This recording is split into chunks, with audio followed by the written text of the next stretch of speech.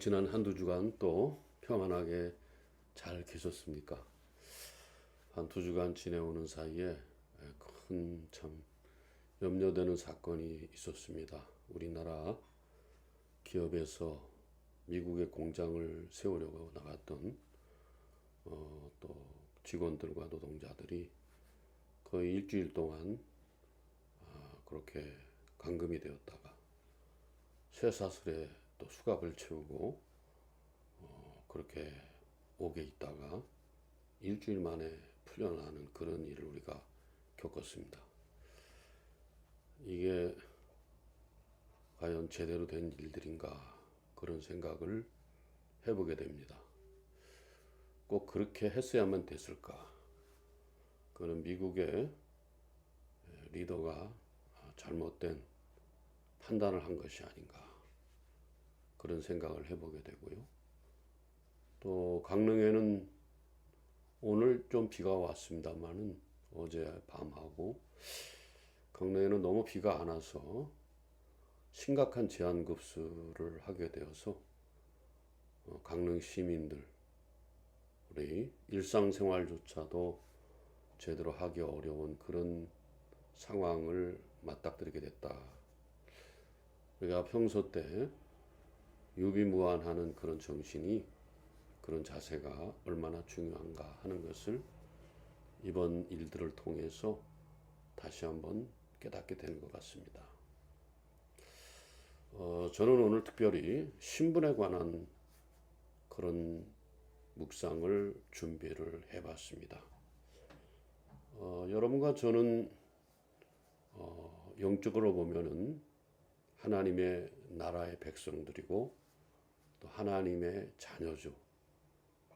하나님 나라의 백성과 하나님 나라의 하나님의 자녀들은 그 삶의 근거가 분명합니다. 다른 거 없지 않습니까? 하나님의 말씀을 토대로 해서 살아야 되는 것이죠. 말씀대로 살다 보면은 손해도 볼 수 있고 어려운 일 당할 수 있고 또 귀찮은 일을 우리가 당할 수 있습니다. 그래도 우리는 하나님의 자녀로서 하나님 나라의 백성으로서 그러한 품위를 잘 지켜야 되고 어떤 경우에도 포기해서는 안 된다는 것이죠. 왜 그러냐? 그것은 바로 구원과 온전한 삶과 그리스도인으로서의 그런 아름다운 모습을 포기하는 것과 마찬가지입니다. 요즘 근자에 기독교 대안학교들이 이제 많이 나타나고 있습니다. 요즘에 문제가 되는 그런 기독교계의 대안학교들을 가만히 보면은 좀 문제가 심각하다 이렇게 생각이 돼요. 그 초중고등학교 애들을 교육시킨답시고 거기서 완전히 그 세뇌를 시켜서 그들과 함께 이 땅을 하나님의 나라로 만들어야 된다. 언뜻 듣기에는 야 하나님의 나라를 만들면 괜찮겠다 그런 생각을 가지게 되죠. 그러나 하나님의 나라는 그들이 대안학교에서 애들을 교육해서 그들을 사회에 내보낸다 그래서 하나님의 나라가 이루어지는 것은 아닙니다. 하나님의 나라는 먼 미래에 주님이 다시 오시면 재림하시면 그때 완성되는 거예요. 그때까지는 우리가 아는 것처럼 하나님께서 알곡과 까라지를 구분하기 위해서도 여기 이 정도의 포션이 하나님 나라의 백성들로서 사는 모습이 있다면 또 그렇지 않은 사람들의 모습이 있습니다. 우리는 그것을 자연스럽게 봐야지 하나님 나라에 사는 사람들이 그 사람들을 다 변화시켜서 하나님 나라를 이 땅에 임하게 하겠다. 아주 위험한 생각이고 아주 잘못된 생각입니다.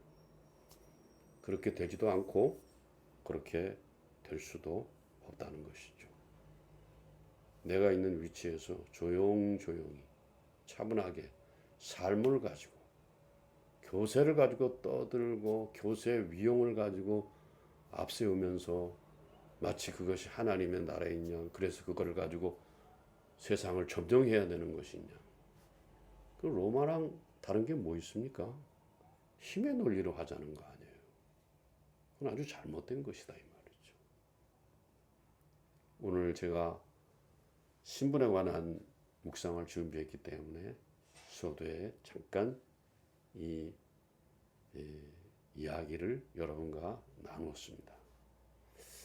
오늘 이 신분에 관한 우리가 잘 아는 말씀, 누가복음 15장에 있는 말씀이죠. 누가복음 15장 25절부터 32절에 있는 말씀이 되겠습니다.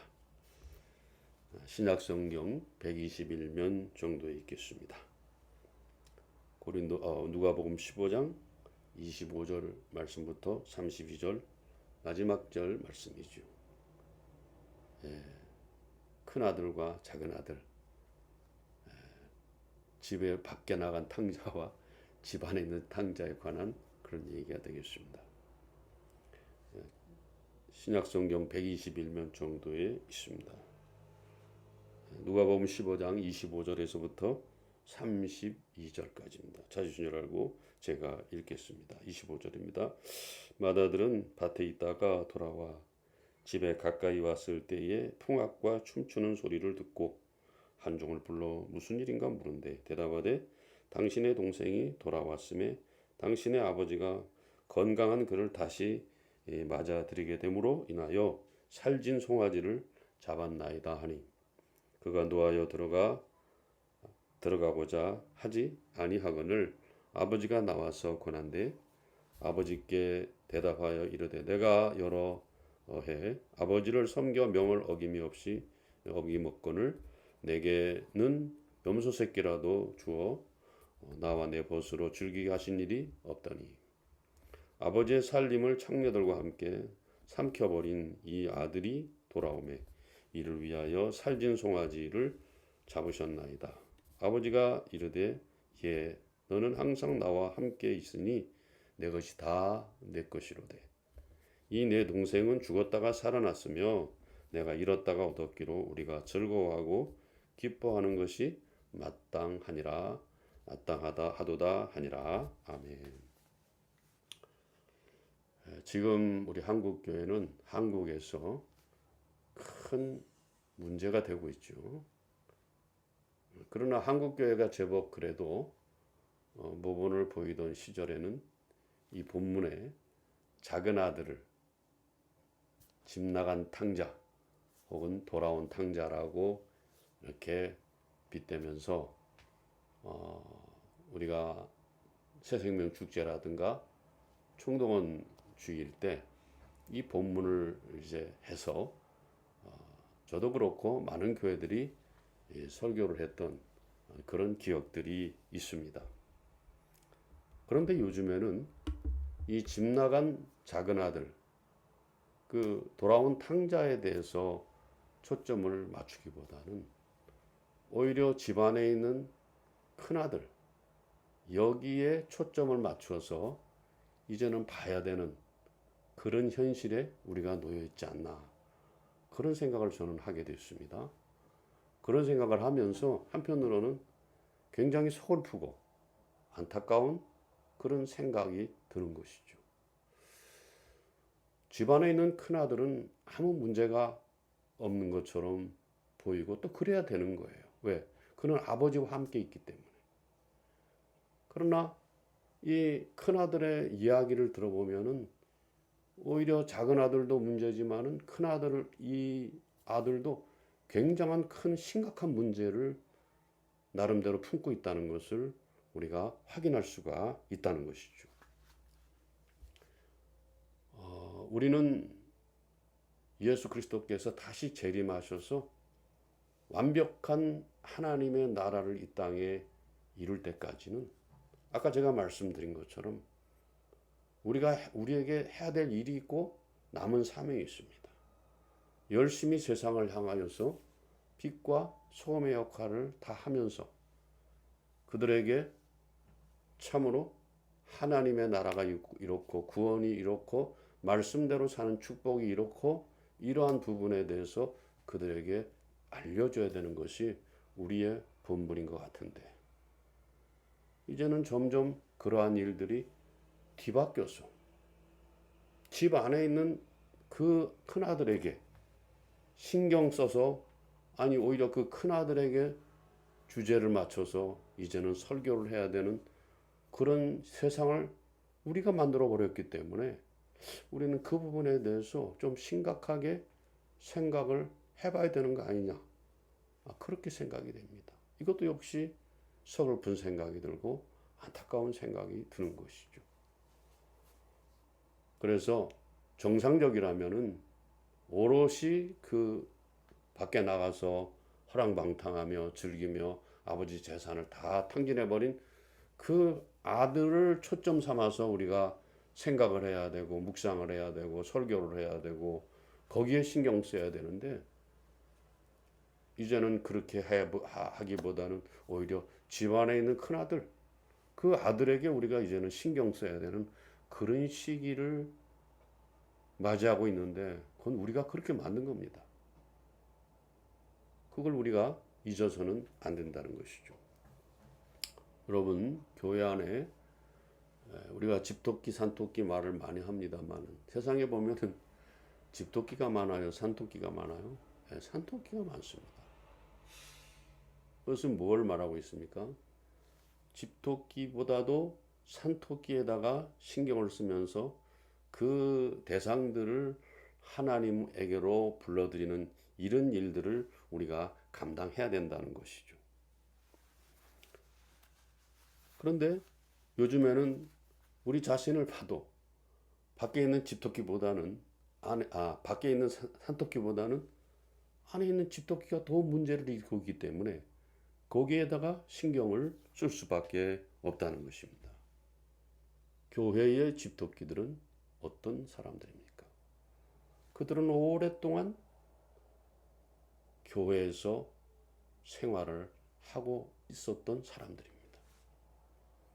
그러나 제가 볼 때는 그들이 교회 안에 오래 있었을 뿐이지 교회 안에서 그들은 하나님의 말씀을 가지고 제대로 교육받은 적이 거의 없습니다.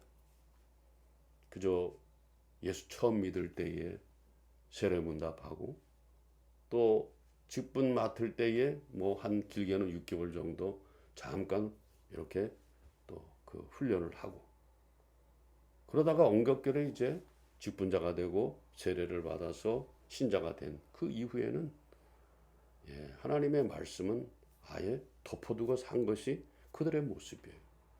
그것은 제가 교육자로서 교회 안에서 그분들을 교육시켜 보면은 그들이 세상적으로는 또 세상 지식적으로는 물질적으로는 아주 높은 수준에 올라 있는지는 모르지만은 하나님의 말씀에 관해서는 거의 아는 게 없습니다. 거의 아는 게 없어요. 그렇기 때문에 그런 상황에서 자기 자신을 제대로 돌아볼 수가 없습니다.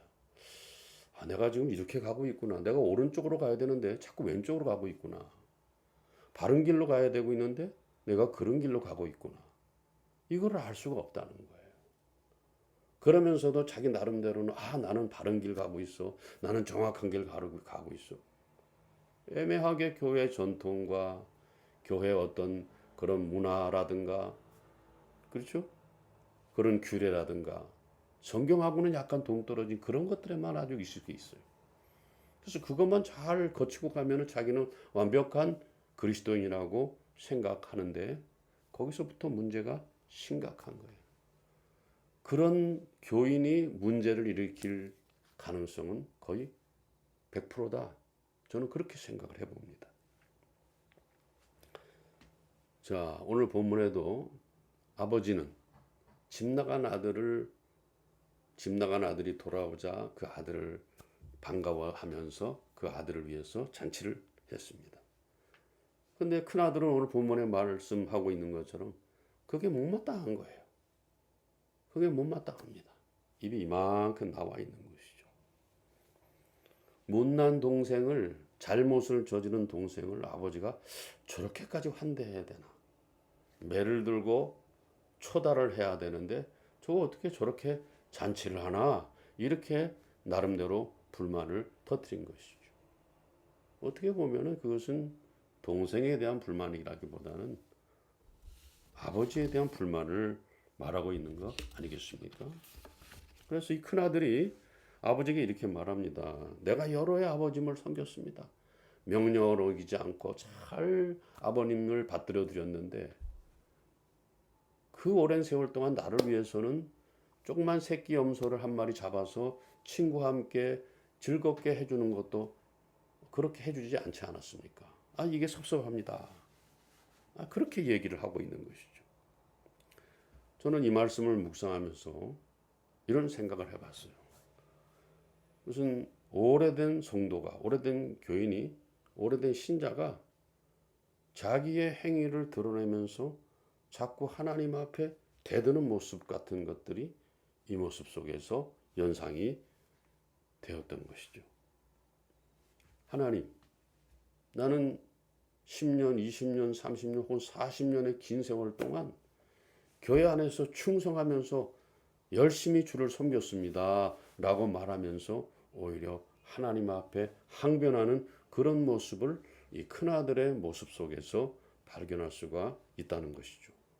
근데 여러분 이게 말이 됩니까? 우리가 하나님 앞에 구원받은 게 우리가 무슨 잘난 행동을 해서 우리가 뛰어난 행동을 해서 우리가 구원받은 겁니까? 하나님의 은혜로 구원받았다는 것을 바울 사도는 수백 번도 더 강조하고 있지 않습니까? 근데 그거 다 새까맣게 잊어버리고 10년, 20년, 30년, 수십 년 신앙생활 해왔는데 그 가운데 쌓인 나의 신앙의 경력, 전통의 경력, 또 관습의 이력들 이것을 들춰내면서 하나님 제가 못한 게 뭐 있습니까? 제가 11조 하라면 11조 했죠. 모든 헌금을 했죠. 교회에서 직분 받으라면 직분 받았죠. 제가 못한 게 뭐 있습니까? 이렇게 고개를 탁 쳐들고 하나님 앞에 대드는 꼴이 큰아들에게서 발견된다는 것이죠. 그러나 이것은 성도로서 하나님 앞에서 절대로 가져서는 안 될 태도라는 것입니다. 성도들은 알아야 됩니다. 내가 하나님 앞에서는 하나님 없이는 내 인생도 내 삶도 존재할 수 없구나. 그거 금방 할 수 있지 않아요? 잘났다고 까불고 대단하다고 설쳐대는데 한순간에 가버리잖아요. 우리가 그걸 알아야 되는 거 아니겠습니까? 나의 이 삶의 근거는, 나의 이 생명의 근거는, 나의 인생의 근거는 바로 하나님이시구나.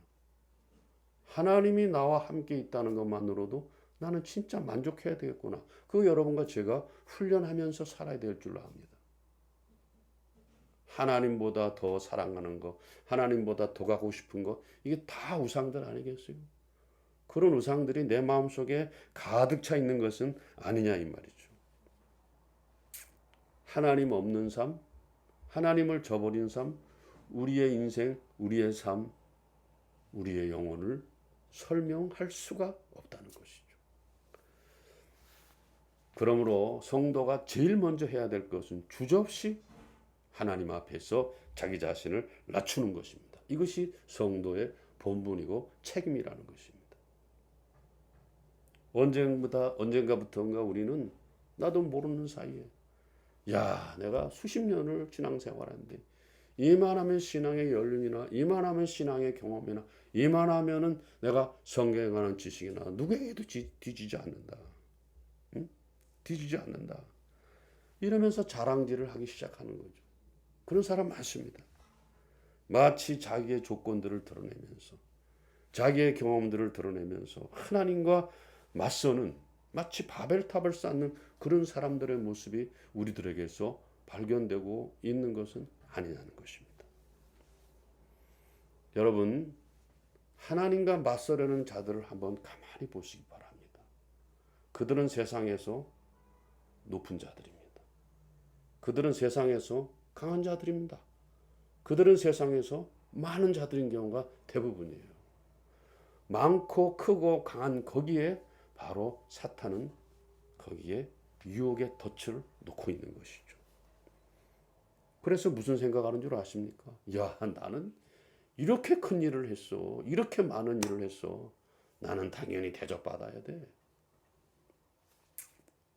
이젠 나는 누구도 넘볼 수 없는 강한 자가 되었어. 그러니까 까불지 마. 사람한테는 그럴 수도 있다고 하지만 은근히 말은 안 하지만은 이 마음속에 하나님을 향하여서도 이 집안에 있는 큰아들처럼 항변하는 그런 우리의 모습들, 교육자의 모습들, 그것들이 우리에게 심심치 않게 발견되고 있지 않습니까? 언제부터 그랬어요? 하나님께서 줄 하나만 끊으면 다 죽어버리는 존재들 아니에요? 작살나는 존재들이에요. 언제부터 그렇게 대단했다고 설쳐됩니까, 여러분? 잘못된 거라고 생각해요. 가관이다 이 말이죠. 자, 본문에서 아버지가 큰아들에게 이렇게 말합니다. 야, 아들아, 큰아들아, 내 것은 다 네 것이 아니냐. 그러나 큰아들은 그것 가지고 만족을 못하는 거예요. 그것 가지고 만족을 못하는 거예요. 아버지가 가진 그 하나하나가 굉장히 중요한 것이고 필요한 것이고 소중한 것이에요. 그것이 그에게 하나하나 다 다 내려갈 것입니다. 물려받을 것이에요. 그걸 기다리질 못합니다. 그걸 참지를 못합니다. 예, 견디지를 못하는 거예요. 견디지를 못하는 거예요. 우리의 모습이 딱 그렇다 할 수 있어요. 자기 주체를 모르고 처음서부터 끝까지 설쳐대는 것이죠. 우리는 하나님의 자녀라고 말하면서도 이 큰아들처럼 시기와 욕심이 가득해서 뭘 얻어낼까, 뭘 보장받을까, 뭘 누릴까, 여기에 다 초점이 맞춰져 있는 것입니다. 여러분, 영적으로 파산한 자들을 보십시오. 하나님 한 분만으로 절대 만족하지 않습니다. 그리고 여전히 보면은 자기 몫을 챙기려고 눈이 벌게 해가지고 지금도 달려들고 있는 게 오늘 우리의 모습 아니겠냐 이 말이에요. 아직도 세상에는 작은 아들들, 집단한 작은 아들들이 많은데 거기에 신경 쓰기보다는 집안에 있는 큰 아들로서 세상에 살고 있는 여전히 그 큰 아들로서 세상에 있는 작은 아들들을 보면서 저놈들은 마땅히 심판받아요. 저놈들은 마땅히 하나님 앞에 아담 맞아요. 징계 맞아야 돼. 그리고 나같이 교회 안에서 신앙생활 잘하는, 아니 제가 볼 때 신앙생활이라기보다는 교회 생활이지. 밖에 나가면 구분도 안 되는데. 밖에 나가면 구분도 안 돼. 예수 믿는 사람인지 안 믿는 사람인지 구분이 안 돼요. 네. 성경책 끼는 거 말고 사도신경 주기도문 네? 그거 하는 거 외에는 구분이 안 된다 이 말이죠. 여러분, 우리가 이것은 아주 잘못된 것이죠. 나는 대접받아야 될 큰아들이고 저 작은아들 저놈은 하나님 앞에 징계받고 아주 야단맞고 책망을 받아야 될 놈이라 이거죠. 그런 생각을 늘 가지고 있다 이 말이죠. 우리는 본문 31절의 말씀을 언제나 유의해서 마음판에 새겨야 됩니다. 야, 큰아들아, 내게 다 네 게 아니냐. 너는 나와 항상 함께 있으니 내게 있는 것이 다 네 것이 아니냐. 아니 여러분, 우리가 자녀들 보고 있습니다만 우리가 죽으면 다 그 재산들이 자녀들한테 다 갈 거 아니에요. 마찬가지입니다. 하나님 한 분만으로 만족하고 살면은 하나님이 가지신 온갖 좋은 것들, 아니 주시고자 하는 온갖 좋은 것들이 다 우리를 위해서 확보되어 있다는 것입니다. 확보되어 있어요. 그래서 뭘 누리고 쌓고 보장받는 것보다 하나님이 나와 함께 있는 것이고 하나님이 주시고자 하는 것이 다 내 것이다. 이것만 가지고서도 우리는 정말 만족하며 살아가는 그런 하나님의 자녀, 하나님의 백성이 되어야 될 줄로 믿습니다. 우리가 하나님 안에 있다는 것은 하나님과의 관계가 아주 친밀한 것입니다. 어떤 말씀을 하셔도 신뢰하고 아무리 어려운 말씀이 내게 와도 손해보고 불편하고 귀찮아도 순종하면서 나갈 때 하나님께서는 우리에게 주시고자 하는 그것들을, 영적 유산들을 잊어버리신 적이 없어요. 망각하신 적이 없다 이 말이에요. 다 그대로 우리에게 그걸 주신다는 거죠. 그게 굉장한 것이다 이 말이죠. 우리가 그렇게 세상으로부터, 저부터도 그렇습니다. 보장받기를 원하는 것들이 많습니다, 여러분. 돈으로, 또 권세로, 또 명예로, 그냥 올로줄로 다 그냥 보장받고 싶어 하는 게 우리의 마음인데, 여러분, 그렇게 보장받고 싶어 하는 것일수록 우리를 점점 유혹의 나락으로 떨어지게 만들죠. 우리를 큰 시험에 들게 해서 대개는 거기서 넘어지고 말아요. 그렇기 때문에 예수님이 사역을 앞두고 세 가지 시험을 우리에게 보여주신 거 아니겠습니까? 돌들로 똑똑이로 만들어라. 그럴 때 예수님께서는 하나님의 말씀으로 산다. 아주 너무나 분명한 거 아니겠어요? 우리가 하나님 것 말고 세상 것으로부터 자꾸 보장받고자 하고 누리고자 하고 쌓고자 하면은 그만큼 죄를 짓게 되는 거예요. 죄를 짓게 된다 이 말이에요. 그것들이 우리를 진정으로 보장해 줍니까? 전혀 보장해 주지 않아요. 아픈데 돈이 무슨 소용이 있어요? 아파서 죽는데 돈이 무슨 소용이 있어? 명예가 무슨 소용이 있어? 아무 소용 없는 거잖아요. 뭘 어떻게 보장받아야 되는 것입니까? 하나님께서 나에게 주시고자 예비해 놓으신 그 하나님께서 예비하신 그 좋은 것들, 우리가 그것을 받아들일 수 있어야 됩니다. 뭔가요?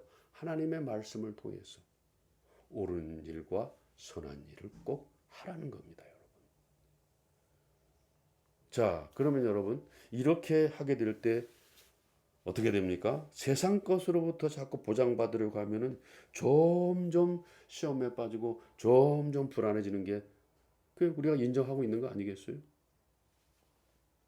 우리는 하나님과의 친밀한 관계 속에서 있을 때에 우리의 삶에 찾아오는 평안을, 이것을 진짜 소중하게 여겨야 됩니다.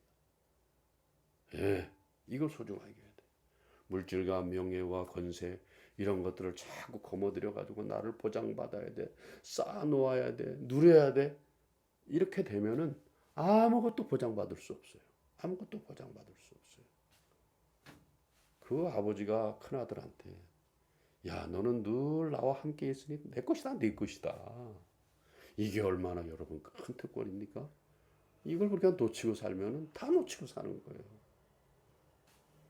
그 처음부터 예수 안 믿고 그냥 나가서 그냥 살면 좋을 텐데, 예수 믿는다고 껐떡거리긴 해놓고, 교회 일한다고 껐떡거리긴 해놓고, 뒷국문위에서는 전부 다 누리고 쌓고 보장받고 그 짓만 해왔어요. 그 짓만 해왔다고. 그게 얼마나 어리석은 것이냐 이 말이에요. 성경 잠언에 보면 무릇 지킬 만한 그 무엇보다도 내 마음을 지키라 그랬어요. 마음이 하나님에 의해서 지킴을 받아야 된다. 그 말은 뭐냐? 평안을 누려야 된다 이 말이에요. 주님의 말씀대로 살 때 그것이 내가 보장받는 거예요. 그게 내가 누릴 수 있는 거예요. 그게 영원함을 확보하는 거예요. 그랬을 때 우리는 진정한 평안을 누릴 수가 있다는 것입니다. 이제는 우리가 성숙한 큰아들이 되면 좋겠습니다. 말로만 큰아들이라고 말하고 아버지가 가진 거에 대해서는 관심도 없고, 내가 세상에서 얻어야 될 거, 누려야 될 거, 쌓아야 될 거, 보장받아야 될 거, 이것만 항상 거머들이고. 그래서 제가 아까 말씀드린 것처럼 신분에 맞게, 그 신분에 걸맞는 그런 품이 있는 삶을 여러분과 제가 살아야 될 것이에요. 오늘 내가 병들어 죽을 수 있지 않습니까? 오늘 내가 사업에 실패할 수도 있지 않습니까? 직장에서 잘릴 수 있지 않습니까? 그럼에도 불구하고 그것보다 더 중요한 것은 하나님의 말씀이 나를 지배하기 때문에 내 삶에 찾아오는, 내 마음에 먼저 찾아와서 내 삶을 지배하는 그 평안이 얼마나 중요한 것입니까, 여러분? 우리가 이것에 만족할 수 있어야 될 줄로 믿습니다. 이제 여러분들이 성숙한 큰아들이 되어서 자기 자신이 뭘 누려야 될지를 잘 알고, 저 밖에 있는 불쌍한 작은 아들 같은 그런 많은 형제들을 내 삶의 모본을 그리스도와 같이 보임으로 인해서 그들도 빨리 하나님의 집으로 불러들이는 그런 모습이 우리에게 필요하다. 그랬을 때 우리는 우리의 사명을 다하고 우리의 본분을 다하면서 우리 마음속에, 우리의 삶 속에 진정한 평안이 우리 가운데 임하게 될 줄로 믿습니다. 이번 또 한두 주간 지내면서 세상의 많은 조건들을 거머들이는 것에 너무 몰두하지 마시고 먹을 것이 있은즉 족하게 생각하고 나머지는 하나님의 영광을 위해서 내가 어떻게 나누어야 될 것인가? 어떻게 그들과 함께 해야 될 것인가? 같이 해야 될 것인가? 이것에 더 신경 쓰며 살아가는 우리 모두가 되어야 될 줄로 믿습니다. 이번 한두 주간 그렇게 살아가시면서 하나님 앞에 승리의 보고서를 드리는 여러분과 우리 모두가 될 수 있기를 주님의 이름으로 부탁을 드립니다. 감사합니다. 평안하십시오.